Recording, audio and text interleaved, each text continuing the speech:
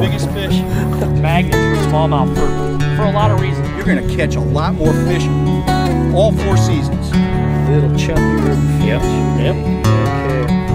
Okay. Small, but look at you, man. Chubbo.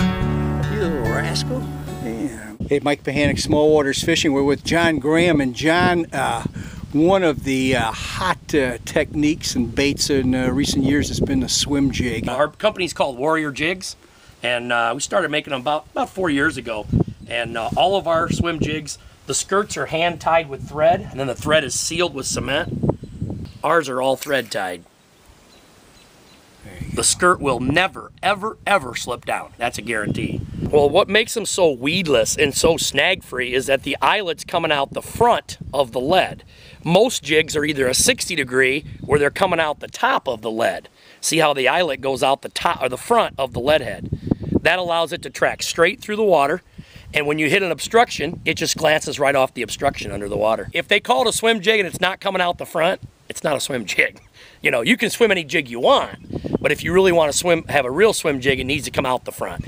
Now, as far as the skirts go, you're generally going with a slightly silicone skirt and a slightly sparser skirt than you would have on a correct. On a flipping jig. Very important. You're right. Yeah, swim jigs. There's actually 2 types of swim jigs. If you go online, you'll hear about a northern style swim jig and a southern style swim jig. Southern style swim jigs have a bulkier skirt, more like your flipping jig skirt, whereas a northern style, like that originated out of Wisconsin, is more like mine, where the skirt is sparse, and being sparse, you get a little more skirt movement through the water.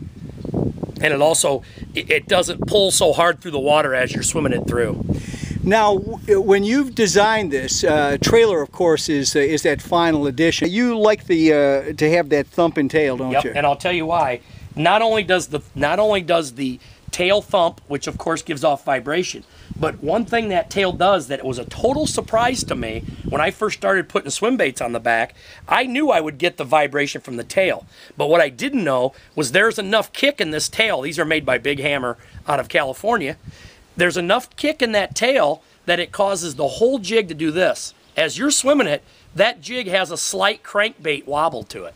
If you put a twister tail grub on the back, which when swim jigs first started, that's what guys did. They put a 5-inch Kalins in the back, okay? Caught fish. A twister tail will not allow that whole jig to do this. There's not enough thump in the back to make the jig quiver as you're reeling it. And that, I believe that is a huge part of the system, is putting some type of swim bait on the back that will allow the whole jig to do this. And when the whole jig does that, of course, well, guess what happens? If the jig's doing that, what's the skirt doing?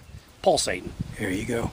There you go. I'm a firm believer in you need to put a swim bait on the back. The size of the swim baits, what are your options? I use 2 sizes. I use the 3-inch quite often early in the year when the water's a little colder, okay?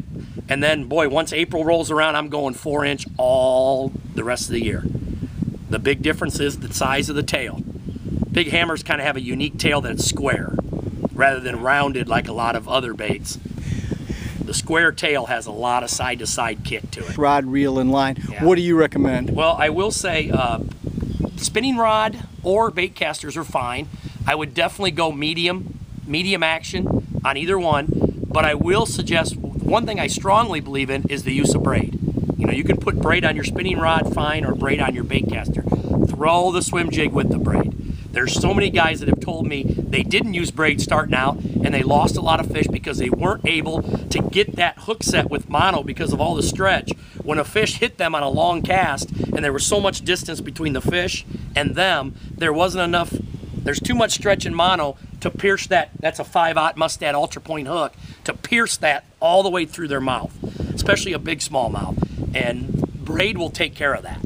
But it is a tricky matchup because with braid, and if you're using a medium heavy or a stiff action rod, you're going to snap it right out of their mouth. So your compromise, medium light, even to a medium light. If you're using braid, you could probably get away with a medium light. Okay. You probably could. So, you know, but if you look online and talk to a lot of guys, pros that fish the swim jig, a lot of them use braid. A lot of them do. Because it's the best line for that application. Biggest fish. Magnets for smallmouth for for a lot of reasons. You're going to catch a lot more fish all 4 seasons. Oh, John got it. Little chunky river fish. Yep. Okay.